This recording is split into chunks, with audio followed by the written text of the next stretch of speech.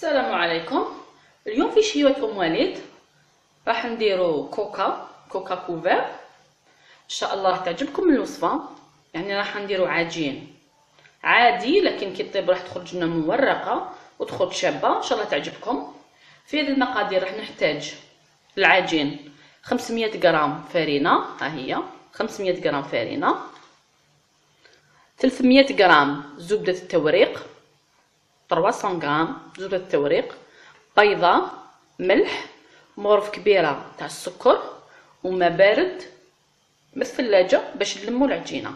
نعاود لك مقادير العجينة. راح نحتاجو 500 غرام فرينة، 300 غرام 300 غرام تاع زبدة التوريق، بيضة، ملح، ملعقة كبيرة تاع السكر، وماء بارد من الثلاجة نلمو به العجينة. والحشو انا وجدت درت بصل وطوماطيش عادي. قطعي البصله طيبيها، زيد لها طوماطيش، شويه ثوم، ملح وفل الكحل، وفرماج ابيض. يعني الحشو يبقى اختياري، تحب ديري واش تحبي، تقدري ديري لحم مرحي او دجاج او كما حبيتي. حنا الهدف تاعنا في هذه الوصفه هي العجين. اذا راح نبداو لكم بالوصفه. نبداو نلمو العجينه كما قلت لكم. 500 غرام تاع فرينه، راح ندير لها ملعقه كبيره تاع السكر، نديروا الملح حسب الذوق، كل وحده كيفاش تحبوا. واحد الملعقه صغيره تاع الملح بهذه الطريقه. نخلطوا هذه المقادير الجافه.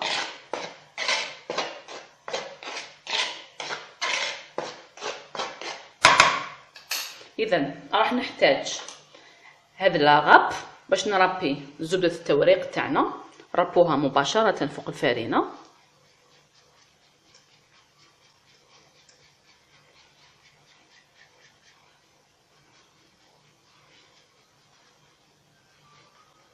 كما قلنا 300 غرام تاع الزبده، نزيدو هذه مع 500 غرام تاع الفرينه، ملعقه كبيره تاع السكر والملح.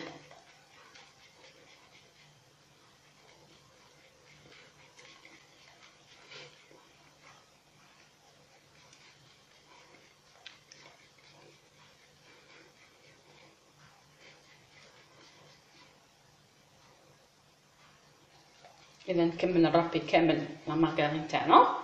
كما قلت لكم لازم زبده التوريق ما تنساوش باش تنجح لكم الوصفه، لانه زبده التوريق ما فيهاش الماء. راح تجينا العجينه مورقه، يعني بلا ما نورقوها. دوك تشوفوا الطريقه تاع التحضير تاعها، ان شاء الله تعجبكم.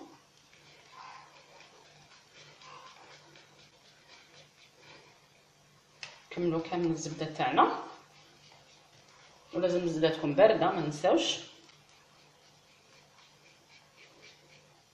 نخدموا نعطيكم يعني لي زاستيس.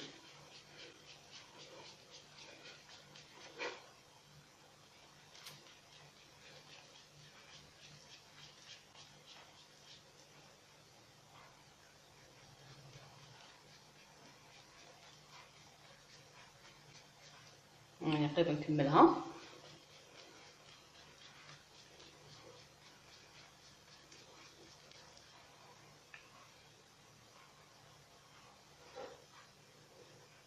يعني كملتها بهذه الطريقه. اذا انا واش راح ندير، ندخلوا هذيك الزبده بالفرينه غير بالعقل كما راكم تشوفوا. نرجعوا هذيك الزبده مع الفرينه بلا ما نعبزوا، غير بصبعتينا كما راكم تشوفوا بهذه الطريقه.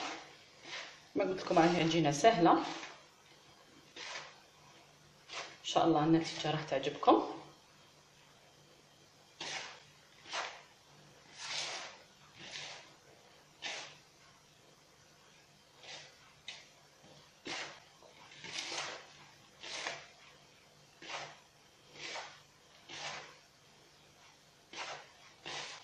تكفي هذه العمليه.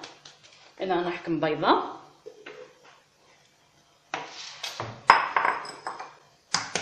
نقص البيضه، نديرلها شويه تاع الماء. كما قلت لك الماء لازم بارد من الثلاجه، ما تنسيش.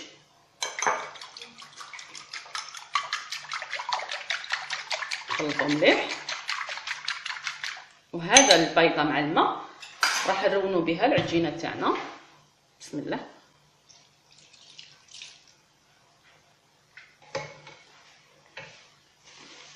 بهذه الطريقه العجينه نلموها برك، ما نعجنوهاش، يعني هذا الشرط من الشروط باش تنجح لك هذه العجينه. راح نزيد لها الماء، كما قلت لكم الماء لازم بارد من الثلاجه.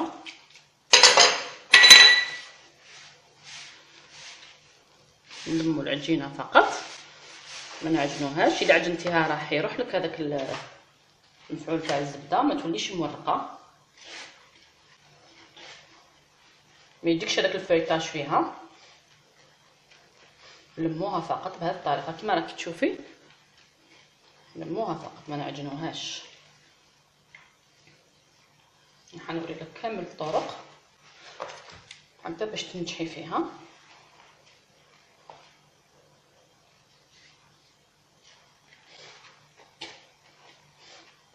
لموها فقط كما راك تشوفي. يبقى لنا شويه تاع فرينه منا، نديرلها شويه تاع الماء، شويه فقط، ما لازمش نجروها، ونلموها. بهذه الطريقه عمليه سهله باش تبقى الزبده حافظه على القوام تاعها. هي اللي راح دير لنا الفيتاج.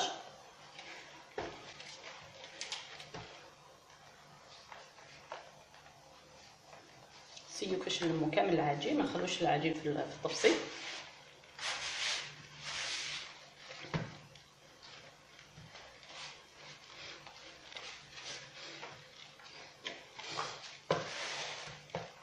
راني لميت العجينه تاعي بلا ما نعجنوها. نعاود ناكد لانك الا عجنتيها ما راحش تنجح لك الوصفه. هاي العجين تاعنا، شوف كيفاش يجي، ما يجيش رطب. شوف كيفاش يجي الزبده باينه فيه. اذا راح نقسمها على 2.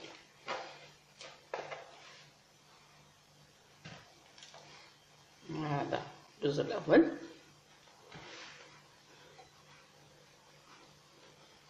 هذا الثاني.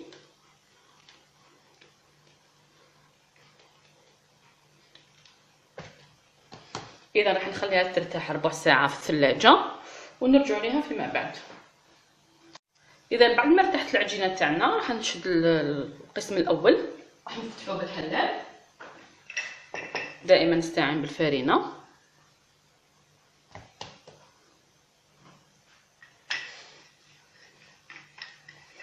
نفتحوها، نخلوهاش خشينه بزاف، نديروها رقيقه شويه.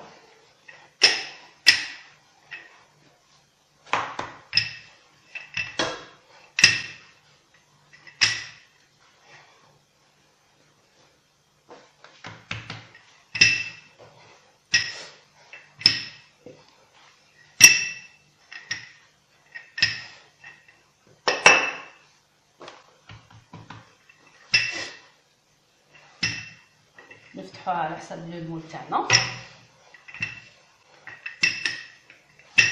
حسب المول اللي عندك.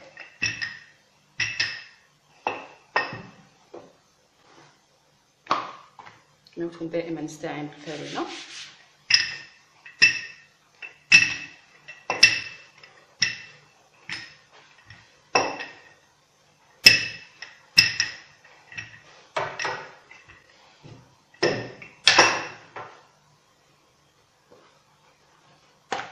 اذا راح نقيس المول تاعي ونرجع ليها بهذه الطريقه.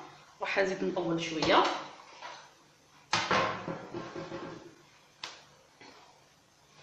لانه منا مازالت لي شويه خشينه منا.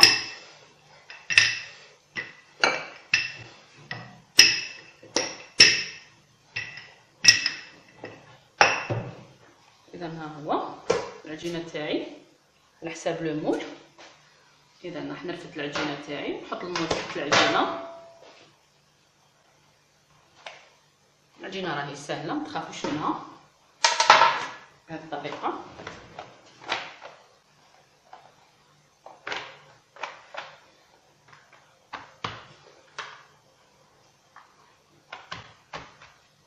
نسقموها بيدينا.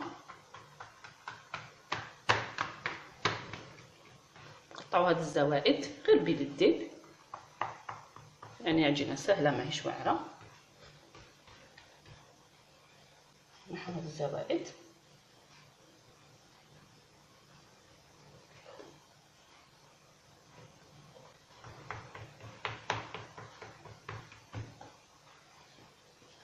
اذا راني درت النصف التحتاني.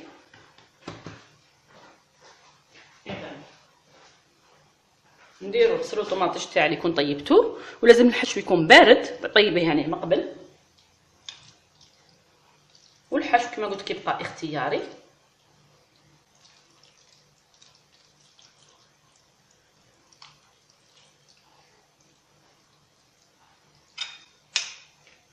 البصل وطماطيش تجي بنينه، وخليها تتجمر مليح باش تجيك بنينه، يعني حتى يطيب البصل مليح باش ديروا له الطماطيش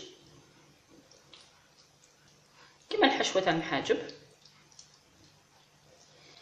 وهنا كما قلت كيبقى اختياري، حبيتي تزيدي الطون، حبيتي زيدي واش تحبي.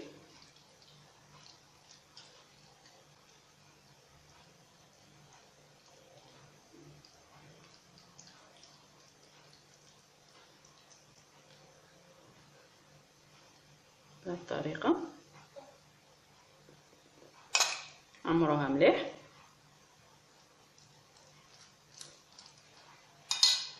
راح نحكم فرomاج بلون هذا اللي يذوب، ونديروه عشوائيا.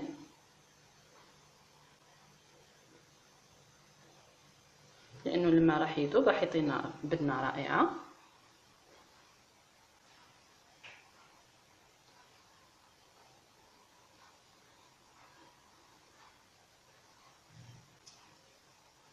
الاجبان ديري واش حبيتي، حبيتي العغابي، حبيتي الكومونبير، كما حبيتي.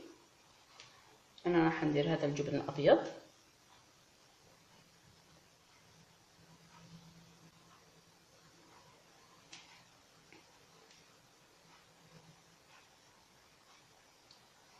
كما قلت لك عشوائيا، المهم كي تقسمي راح تصيبي الفرماج.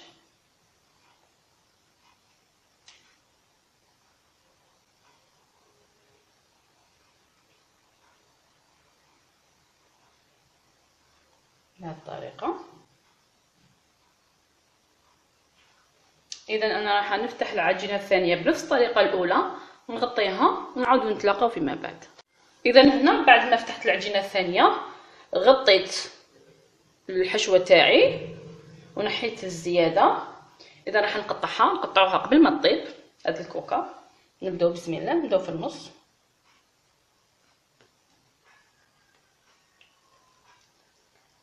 يعني حتى التقطاع تاعها راح يجي ساهل.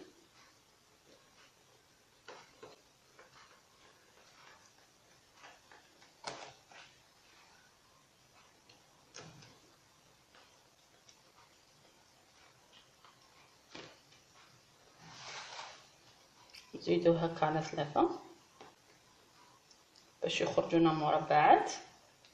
كما نعرفوا الكوكا تجي مربعات.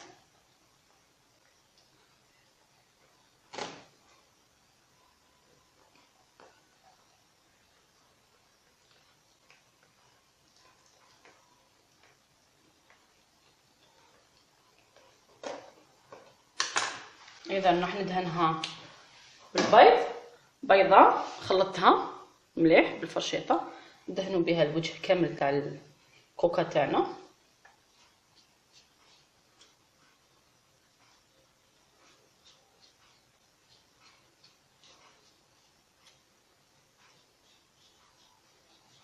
ندهنوها مليح بصافي بالبيض، يعني بيضه كامله درت باش يعطينا الوجه.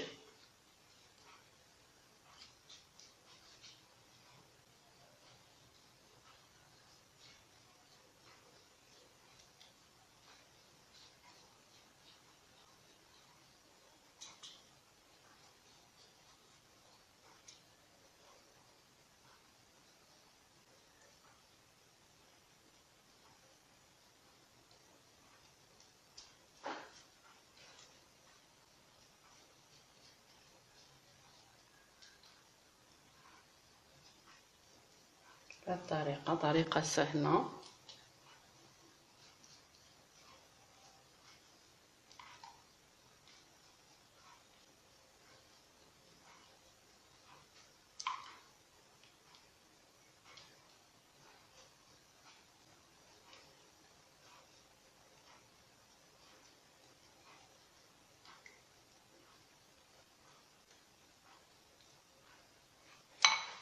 اذا وبعد ندخلها للفوغ طيب.